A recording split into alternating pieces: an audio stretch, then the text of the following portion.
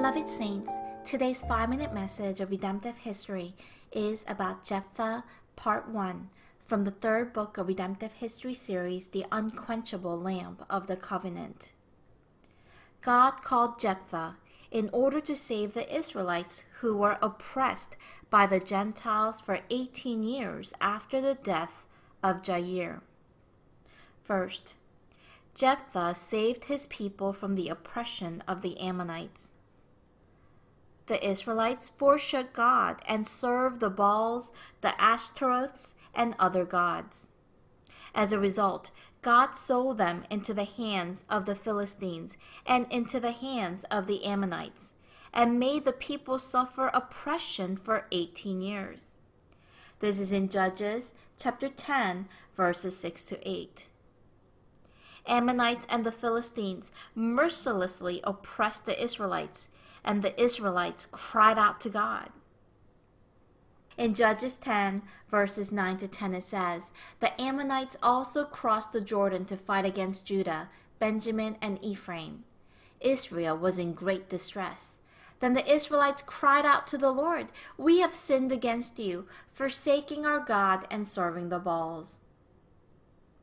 At this time, God established Jephthah, a Gileadite, as a judge to save Israel from the Ammonite oppression. Jephthah was the son of a harlot. Because of his lowly birth, he did not receive an inheritance in his father's house and was driven out by the sons of his father's wife. However, the elders of Gilead asked Jephthah to become their chief for the war against the Ammonites.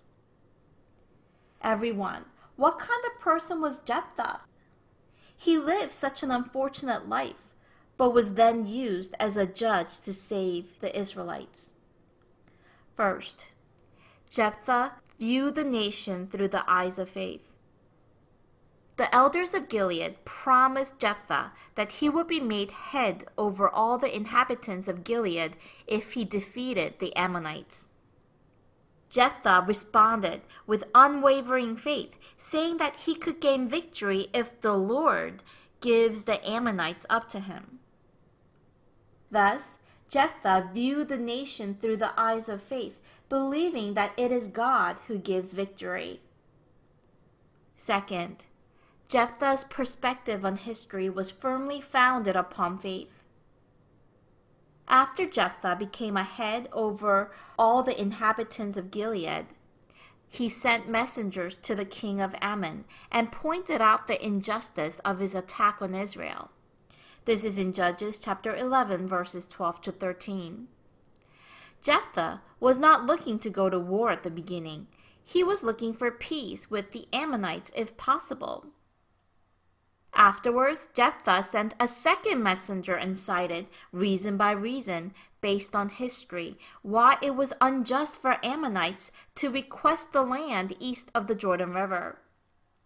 Jephthah was very well informed about Israel's history with Ammonites from the time of the Exodus to the wilderness journey and until the entrance into Canaan. He understood very well that it had all been part of God's plan for salvation. So in Judges chapter 11, verse 23, he says, "Now since the Lord, the God of Israel, has driven the Amorites out before his people, Israel, what right have you to take it over?" Jephthah tried his best to settle matter peacefully with the Ammonites, but in the end, the Spirit of the Lord came upon him, and risking his life, he crossed over to where the Ammonites were and attacked them, and he was victorious. Beloved saints, Jephthah was a son of a harlot, and he lived a life that was not acknowledged by the other people. He was not accepted. However, he did not complain. He did not grumble against God.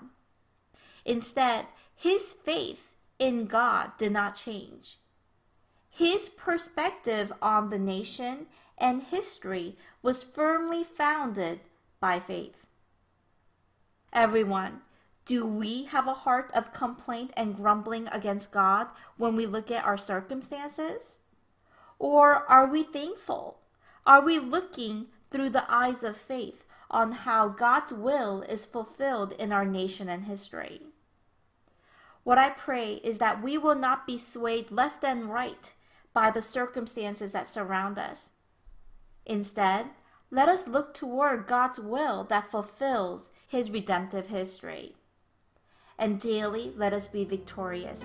I bless in the name of the Lord.